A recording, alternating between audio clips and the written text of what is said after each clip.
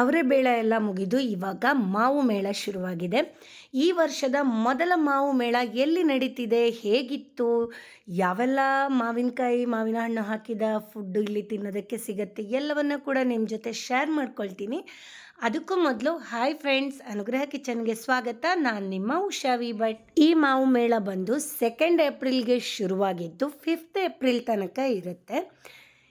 ಇದು ಇರುವಂಥದ್ದು ಸಹಕಾರಿ ವಿದ್ಯಾ ಕೇಂದ್ರ ಗ್ರೌಂಡ್ ಪದ್ಮನಾಭನಗರದಲ್ಲಿ.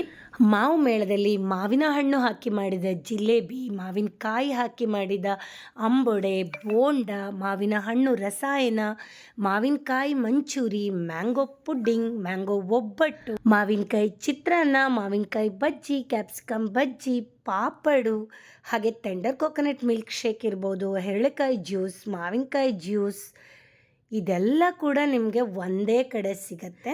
ಇಷ್ಟೇ ಅಲ್ಲದೆ ದೋಸೆ, ರೊಟ್ಟಿ, ಹಾಗೆ ಸ್ವೀಟ್ ಬಂದರೆ ಚಿರೋಟಿ, ಪೇಣಿ ಎಲ್ಲ ಕೂಡ ಇಲ್ಲಿ ಒಂದೇ ಕಡೆ ಸಿಗತ್ತೆ.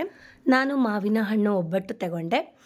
ಮಾವಿನ ಹಣ್ಣು ಒಬ್ಬಟ್ಟನ್ನು ಮಾವಿನ ಹಣ್ಣು ರಸಾಯನದೊಳಗೆ ಡಿಪ್ ಮಾಡ್ಕೊಂಡು ತಿನ್ನೋದಕ್ಕೆ ತುಂಬಾ ಚೆನ್ನಾಗಿತ್ತು.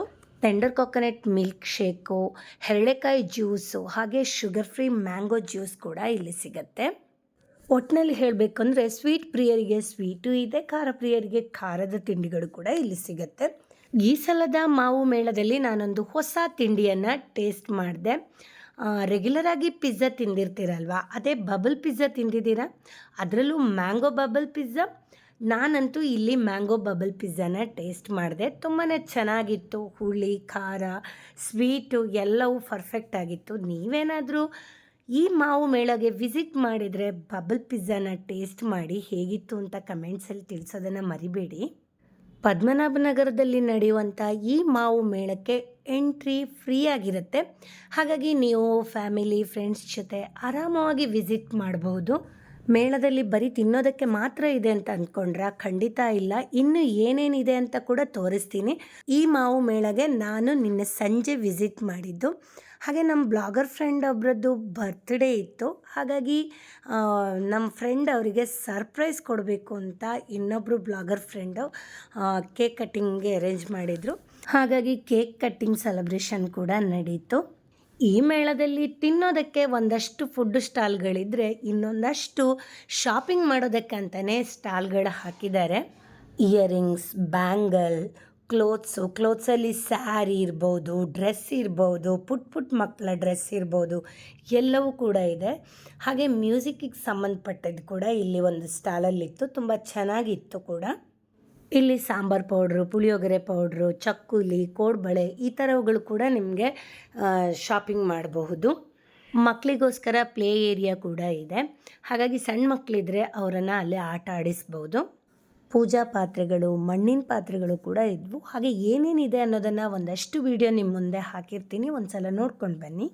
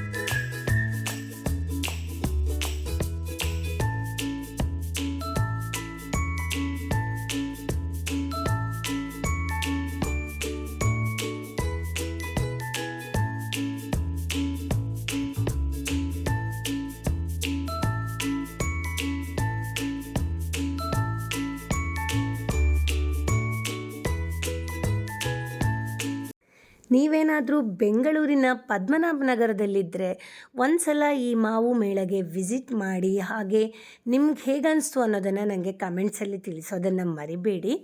ಇದೇ ಥರ ಮತ್ತೊಂದು ಹೊಸ ವಿಡಿಯೋದ ಜೊತೆ ನಿಮ್ಮ ಮುಂದೆ ಬರ್ತೀನಿ. ಅಲ್ಲಿ ತನಕ ನನ್ನ ವಿಡಿಯೋನ ನೋಡಿ ಪ್ರೋತ್ಸಾಹ ಮಾಡ್ತಾಯಿರಿ. Thanks for watching.